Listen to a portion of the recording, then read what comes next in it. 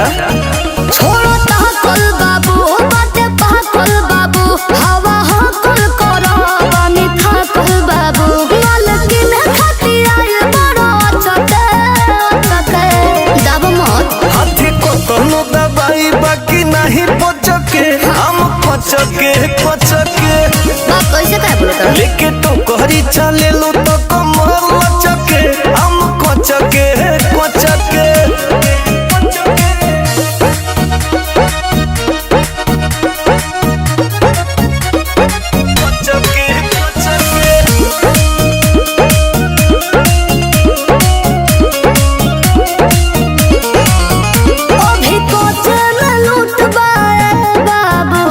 बड़ी महंगा फ्रूट बाए बाबू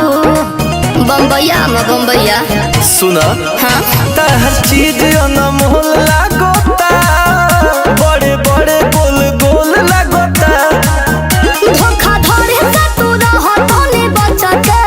बचके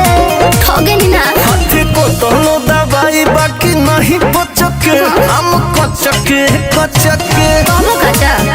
लेके तो कहरी चले लो तो कमर लचके हम कचके कचके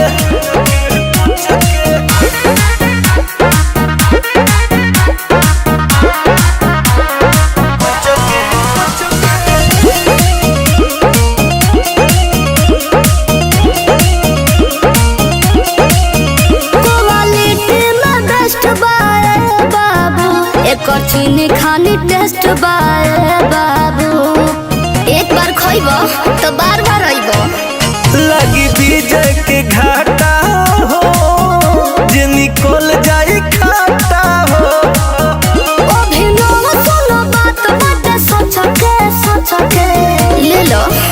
हाथे को तनु दबाई बाकी नहीं पचके हम कचके कचके लेके तो कहरी चले लू तो